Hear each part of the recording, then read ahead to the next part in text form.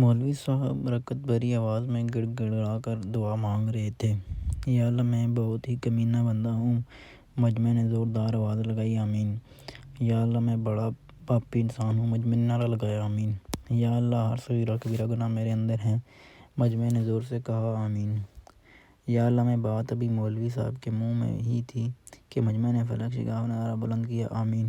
مولوی صاحب کا ترا نکل گیا، جس کے ساتھ ہی ڈپریشن ختم ہو گیا اور مولوی واپس آ گیا۔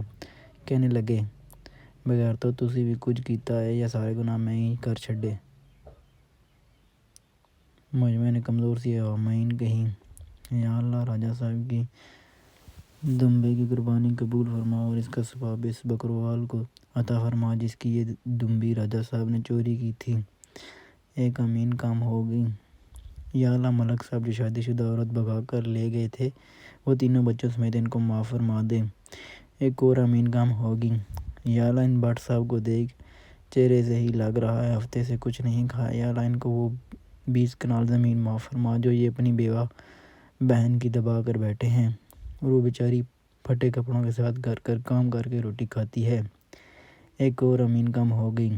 یا اللہ، یا اللہ، یہ اپنے حاجی صاحب جو صبح صبح اذان دیتے ہیں، ٹھنڈے پانی سے وضو کر کے ان کی اذان بھی قبول فرما اور عصر کی نماز کے بعد جو دوسروں کی فصل چوری کاٹ کر اپنے مویشیوں کو ڈالتے ہیں اور اسی وضو میں مغرب کی نماز بھی پڑھتے ہیں، یا اللہ، اتنا مضبوط وضو قبول و منظور فرما۔ ایک اور آمین کام ہو گئی۔ یا اللہ، فیروز خان کی تراویح کو قبول فرما اور اس تراویح کے صدقے ان کا روزہ نہ رکھنا معاف فرما دے۔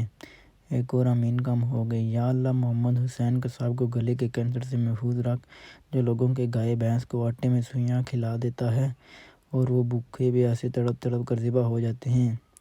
ایک اور آمین کام ہو گئی۔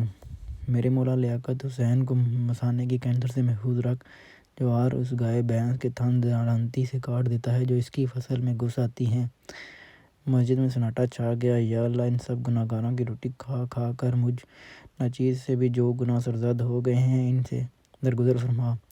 سب کی طرف سے مجھے اکیلے کی آمین ثم آمین۔ یوں مولوی صاحب نے دعا کو متوازن کیا اور ثابت کیا کہ جیسی روح ویسے فرشتے۔